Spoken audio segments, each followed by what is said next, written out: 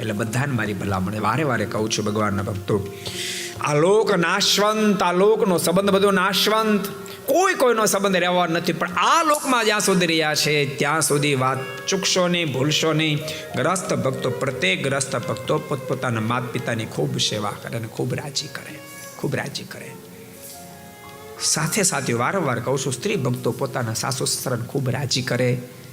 પણ ભક્તો, એક વાત બીજી પણ તમને બતાવું. ક્યારેક એવું બની શકે કે પોતે એક બેન, બે બેન, ત્રણ બેન, ચાર બેન, ભાઈ ના હોય, તો એ સ્ત્રી ભક્તના માત પિતા જ્યારે વૃદ્ધ થાય ત્યારે એ સ્ત્રી ભક્તે અવશ્ય મેં પોતાના માત પિતાની સેવા કરવી જોઈએ.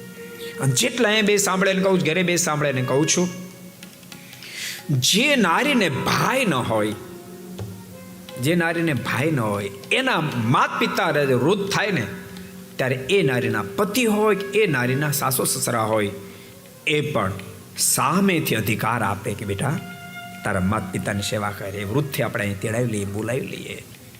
તું જેમ અમારી સેવા કરશું એમ એની તું સેવા કર. સમજાય છે મારી વાત? આ જેટલા પણ સાંભળતા ઘર સભા બધાને કહું છું, ક્યારેક નતર એવી પણ પોઝિશન થાય, દીકરીની તો ઈચ્છા હોય જ મારા માતા પિતાની સેવા કરું, સહજ છે. પણ ક્યારેક એના પતિ ના કહે અથવા એના સાસુ સસરા ના કહે, એવી ભૂલ વડીલ ક્યારેય નહીં કરશો.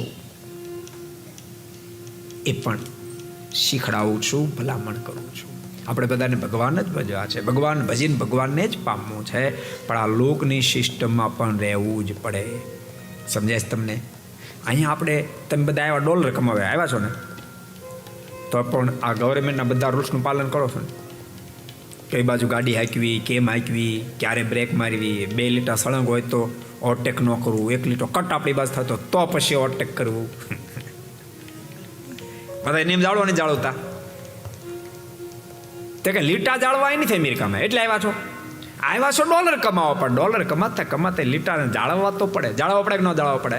એમ આપણે બધા ધરતી પર પરમાત્માને પામી જવા માટે આવ્યા છીએ, મોક્ષ માટે આવ્યા છીએ. પરંતુ તેમ છતાં લોકની બધી જ મર્યાદાનું અનુસંધાન રાખ્યું જ જોઈએ, રાખ્યું જ જોઈએ. આનું અનુસંધાન રાખજો. को पसंद आया हो तो लाइक करें और शेयर करना मत भूलिए.